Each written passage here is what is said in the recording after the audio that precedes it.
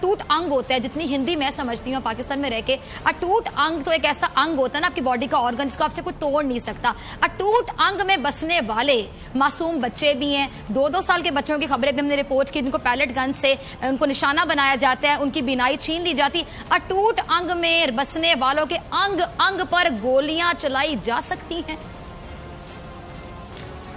मोहतरमा, आप जो आपके पैनलिस्ट ने भी बोला, मुझे पहला आधा वीडियो तो मैं नहीं सुन पाया, लेकिन जो बाद में मैंने सुना वो ये आपकी राय है तारीख पर कि एक डिस्प्यूटेड मामला है, ये एक बैनुल-अक़वामी के पास जाना चाहिए। आप 70 साल से वही कर रहे हैं। मेरी राय है अगर आप अमन चाहते हो, पहली बात तो कश्मीर को आप भूल जाओ। हमारे 29 सूबे हैं, कश्मीर उनमें से एक है। लीगली कॉन्स्टिट्यूशनली कश्मीर भारत का हिस्सा है, भारत का हिस्सा रहेगा। ये आप यूनाइटेड नेशन में हर साल जाते हो, कुछ हल नहीं होने वाला। अगर आपको अमन चाहिए तो ये कॉन्स्टिट्यूशनली जो उनके, हमारे पास तो 500 से ज्यादा किंगडम थे जो 47 में, हर रूलर को ये इजाजत थी कि वो जिसके साथ चाहे वो मिल जाए। कश्मीर के रूलर ने भारत के साथ आने का फैसला किया, ये तो आप भी जानते हैं, 26 अक्टूबर 1947 को। उसके बाद आपने रेडर भेजे, तो इंटरनेशनल तो आपने इसको बनाने की कोशिश की। हाँ, हम यूनाइटेड नेशंस में गए, लेकिन उन्होंने कुछ शर्तें रखी थी सीज फायर की, प्लेबिसिट की बात की थी, जो आप हमेशा करते हो, आज भी शायद करेंगे आपके पैनलिस्ट। उसकी 2 शर्तें थी। पहली कि पाकिस्तान के जितने नॉन कश्मीरी हैं वो कश्मीर से बाहर चले जाएं। दूसरी बात, जो सिक्योरिटी फोर्सेस हैं, भारत मिनिमम सिक्योरिटी फोर्सेस जो लॉ एंड ऑर्डर के लिए चाहिए वो रख ले, बाकी पाकिस्तान की सब सिक्योरिटी फोर्सेस बाहर जाएं। आपने दोनों में से एक भी शर्त को नहीं माना, तो प्लेबिसिट की तो बात उसी वक्त खत्म हो गई थी। वो यूनाइटेड नेशंस की जो रूलिंग थी वो पाकिस्तान ने नहीं मानी। अब रही 2 मुल्कों के बीच की बात। जनरल साहब, आपकी मैंने तमाम बातें बड़े गौर से सुनी, क्योंकि आपका वक्त बहुत कीमती है, आपकी राय बहुत कीमती है, और हमने आपको सरहद पार से आपसे टाइम लिया, लेकिन सॉरी टू से आपने तमाम बातें की, आपकी बातें मैंने सुन ली। आपका मौक़िफ़ ये हो सकता है, आपने कहा कि आप लोग वहां जाना चाहते थे, लेकिन गए तो फिर आप ही थे वहां पे यूनाइटेड नेशन में। आप मानते हैं कि जी आपके साथ वो रहना चाहते हैं, वो आपके साथ रहना नहीं चाहते। बैनर जो उठाकर आते हैं, फिर गोलियां आप लोग क्यों चलाते हैं? क्योंकि वो आपके साथ नहीं रहना चाहते, आप जबरदस्ती काबिज हैं। जिसकी बहुत बड़ी एग्जाम्पल ये है कि आप लोग जमहूरियत का अलंबरदार कहलवाते हैं, जमहूरियत का दावा करते हैं, वरना आप सेकुलरिज्म की बात करते हैं। जमहूरियत को झिंझोड़ कर रख दिया, धज्जियां उड़ा दी। किस तरह कि पहले गवर्नर राज आता है, इतनी बार गवर्नर राज आया कश्मीर में, और गवर्नर राज आने का फायदा क्या होता है कि 6 महीने बाद अपने का इलेक्शन करवा देंगे। भारत में इलेक्शन हो रहे हैं, कश्मीर में इलेक्शन क्यों नहीं हो रहे? अब जो सदर राज आप लेकर आ रहे हैं, ये बहुत बड़ा जुल्म नहीं है? बहुत फर्क है दोनों बातों में कि वो आपके साथ रहना चाहते हैं या आप जबरदस्ती उनको अपने साथ रखना चाहते हैं। देयर इज अ डिफरेंस, दोनों बातों में एक फर्क है बकायदा। मोहतरमा, सवाल मेरे से है। जी फरीद पराचा साहब, मैं जनरल साहब आपसे इस बात का जवाब लूंगी। फरीद पराचा साहब आप बताइएगा, फिर इनामुल नबी साहब की तरफ भी जाऊंगी। फरीद पराचा साहब, आप मुझे बताइएगा, आप एक सीनियर सीजन पॉलिटिशियन, आपने बाल सफेद किए, आप मुझे बताइएगा कि कोई आपके साथ रहना ही नहीं चाह रहा और आप उनको अपने साथ रखना चाह रहे हैं, और आप नेशनल टीवी पर बैठ के कह रहे हैं, आपकी राय हमारे लिए बहुत मोहतरम है, बहुत मुकद्दम है, आपका बहुत रिगार्ड करते हैं, लेकिन जनरल साहब आप यहाँ बैठ के कह रहे हैं कि वो आपके साथ रहना चाहते हैं, वो नहीं रहना चाहते। दुनिया देखती है, आप गोलियां बरसा बरसा के, पैलेट गन का इस्तेमाल कर करके कितनी देर उनको रख लेंगे अपने साथ?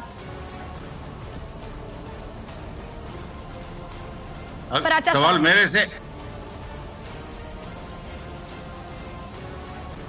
जी पराचा साहब, आपसे फरीद पराचा साहब, अगर आप सुन पा रहे हैं, फिर इसी का ठीक है जी। इनामुल नबी साहब, अगर आप लाइन पर मौजूद हैं, आपसे सवाल पूछना चाहूंगी, यही सेम सवाल कि आखिर जमहूरियत की क्या धज्जियां उड़ाने के मुतरादिफ ये चीज नहीं है कि आप अब सदर राज लेकर आ रहे हैं? पहले गवर्नर राज था, यानी जबरदस्ती रखा जा रहा है। जब सारे इंडिया में इलेक्शन हो रहे हैं तो यहाँ पे इलेक्शन क्यों नहीं हो रहा? दिल्ली से होंगे, अब मोदी सरकार करेगी फैसले। देखिए डॉक्टर साहिबा, जो आपका सवाल है जायज सवाल है, और जिस तरह मेरे दोस्त हिंदुस्तान से भी बात कर रहे थे, उन्होंने कहा कि they are not going to implement any resolution which United Nations have passed. मैं हैरान हूँ, एक तरफ Bharat United Nation security council में अपनी मेंबरशिप मांग रहा है, दूसरी तरफ से यही मुल्क यूनाइटेड नेशन के रेजोल्यूशन को इम्प्लीमेंट करने में रिलक्टेंट है। मैं दोबारा ये बात दोहराऊंगा कि यही मुल्क यूनाइटेड नेशन की सिक्योरिटी काउंसिल की मेंबरशिप चाहता है, और यही मुल्क यूनाइटेड नेशन के रेजोल्यूशन को इम्प्लीमेंट करने के लिए रिलेक्टेंट है। दूसरी बात जो इन्होंने कहा कि एक्सेशन हुआ है, भारत के साथ लोग रहना चाहते हैं, आप और मैं और ये साहिब डिसाइड ना करे, let them ask people at once, कम से कम लोगों से तो पूछा जाए कि वो किन के साथ रहना चाहते हैं। अगर ये इतनी ही श्योर है कि जम्मू कश्मीर के आवाम इनके साथ रहना चाहती है तो फिर why they are hesitating in asking people with home they want to stay with home they want align, वो ये क्यों फिर घबराते हैं लोगों से पूछने के लिए। फिर जहां तक ओटू टंग की बात है मैडम, मैं बिल्कुल आपकी बात से इत्तेफाक रखता हूं कि ओटू टंग होते तो 7 लाख फौज यहाँ पर नहीं होती, ओटू टंग होते तो हमारे 1200 बच्चों पर पैलेट्स नहीं चलते, तो गोलियां चलती हैं। मुझे कंप्लीट डॉक्टर साहबा मुझे कंप्लीट करने दीजिए। ओटू टंग होते तो हमारे सैकड़ों नौजवान रियासत और रियासत के बाहर जेलों में सड़ते नहीं, ओटू टंग होते हमारे नहते लखते जिगर लहदों में नहीं घुसे होते, ओटू टंग होते तो armoured forces special powers act नहीं होता, ओटू टंग होते तो हमें कुत्तू, यहाँ तो कुत्तों को हमसे ज्यादा हुकूक है।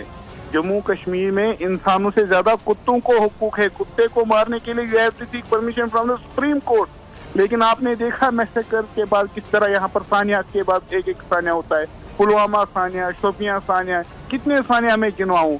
इन्होंने एक जलियांवाला बाग देखा है, हम तो दिन में 10 जलियांवाला बाग देखते हैं। हर रोज यहाँ पर करबला जैसा समा होता है और हर शाम शाम गरीबा जैसी होती है। क्या इनसे पूछे क्या कुनन पोस्ट पूरा वाक़ा ओटू टंग कहला सकता है कोई मुल्क? फौज ने तो हमसे 13 बरस तक बेगार ली है, क्या आप उसको भी ओटू टंग कहते? क्या आप हंदवाड़ा मैसेकर को ओटू टंग कहते, सोपोर मैसेकर को ओटू टंग कहते, जोकुरा मैसेकर को ओटू टंग कहते हैं, कावडारा मैसेकर को ओटू टंग कहते हैं, बिजबिहारा मैसेकर को ओटू टंग कहते? अगर मैं आपको सानिया गिनवाऊं तो और भी हमें फिर घंटे नहीं पूरे दिन और पूरा महीना लगेगा सानिया गिनवाने में। ओटू टंग में ऐसे सानिया पेश नहीं आते। जहाँ तक प्रेसिडेंट रूल का सवाल है मैडम, डॉक्टर साहिबा ये इमैटेरियल है। ठीक है, जब ये तमाम जो आपने गुफ्तगू की इनामुन नबी साहब, इसका जवाब मैं राज कादियान साहब आपसे लेना चाहूंगी। फिर अगर फरीद पराचा साहब ने हमें ज्वाइन के लिए पैनल, प्लीज मुझे बताइएगा कि वो लाइन पर हैं, फोन पर हैं, और फिर शायद लतीफ साहब आपकी तरफ भी आना चाहूंगी। सबसे पहले राज कादियान साहब आपकी तरफ। जनरल साहब जो बातें उन्होंने की, आप अग्री करेंगे, क्या कहेंगे आप? उन्हीं की बातों का जवाब मैं आपसे चाहूंगी। मोहतरमा, 2-3 पॉइंट जो आपके पैनलिस्ट ने बोले हैं। पहला कि लोगों की राय क्यों नहीं मांगते हम। जमहूरियत में लोगों की राय इलेक्शन के जरिए मांगी जाती है और हर 5 साल हर सूबे में इलेक्शन होते हैं, वो कश्मीर में भी होते हैं। कश्मीर में वो इलेक्शन ये तय करने के लिए नहीं होते, थोड़ी सी अलग है। वो इलेक्शन और हर बार जिसमें 4% वोट डाले जाते हैं जनरल साहब, वही इलेक्शन मतलब 4 to 5% लोग वोट देते हैं। मुझे जवाब देने दीजिए, मुझे बोलने दीजिए। इलेक्शन रेगुलरली कश्मीर में भी होते हैं, बहुत बड़ी परसेंटेज में लोग वोटिंग डालते हैं, अपनी सरकारें चुनते हैं। जहाँ तक गवर्नर रूल का, ये तो 29 सूबों में बहुत सारे ऐसे सूबे हैं जहाँ अगर सरकार टूट जाती है तो गवर्नर रूल लगाया जाता है। ये हिंदुस्तान तो जमहूरियत है। जहाँ तक आपने पैलेट गन की बात की, भारत एक बड़ा देश है, ऐसी समस्याएं सिर्फ कश्मीर में ही नहीं, नागालैंड, मिजोरम, असम, पंजाब में भी हुई हैं। कुछ आपकी वजह से, कुछ आपकी मदद से। वहां भी armed forces special power act लगाया जाता है, नेशनल सिक्योरिटी के। हमारी पार्लियामेंट ने एक्ट पास किया हुआ, इसमें आर्मी का कोई लेना देना नहीं। जहां तक मासूम लोगों की मौत का सवाल है, हमें अफसोस होता है जब हमारा कोई भी कश्मीरी भाई मरता है, लेकिन ऐसा मशवरा एक ऐसे मुल्क से है, पाकिस्तान के। आपको शायद 2971 भूल गए, आपने भी इलेक्शन कराए थे कि इस पाकिस्तान में आपने क्या किया। 3 मिलियन मासूम लोगों को मारा था, 30,000 से ज्यादा औरतों का बलात्कार किया था, रेप किया था। यूनाइटेड नेशन को एक अबॉर्शन सेंटर खोलना पड़ा था।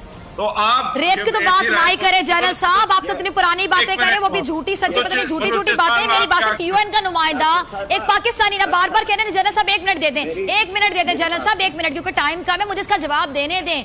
आप मेरे बात करेंगे, आपके पैनलिस्ट ने ये कहा वो कहा, अब आपको मैं जवाब देती हूँ। आपने खुद का इसमत दरी रेप का वर्ड आपने बोला, यूनाइटेड नेशन का नुमाइंदा रोना शुरू हो गया था रिपोर्ट पढ़ने के बाद, और यूनाइटेड नेशन का नुमाइंदा पाकिस्तानी नहीं था। उसने किस बात पे रोना शुरू कर दिया ज़ारो कतार कि इतनी खवातीन जिनकी उम्र यहां से लेके यहां तक, बूढ़ी खवातीन, ज़ईफ खवातीन भी शामिल थी, उनकी इस्मत दरी के वाकयात पेश आते कश्मीर में, और कसूरवार कौन था? भारतीय फौजी। उसके बाद अगर आप उसी भारतीय फौज से रिटायर्ड हैं आप, इसके बारे में क्या कहेंगे आप? क्यों शाहिद लतीफ साहब, मैं गलत कह रही हूँ? वो वीडियो आज भी यूट्यूब पे अवेलेबल होगी। मेरी शाहिद लतीफ साहब देखें, ये मैं जनरल साहब से तवक्को नहीं रखता कि जानबूझ के झूठ बोले। पहली बात सुने कि ये सरासर झूठ बोल रहे हैं। जनरल साहब एक यूनिफॉर्म में रह चुके, कम से कम थोड़ी सी डिसेंसी का मुजाहरा करें।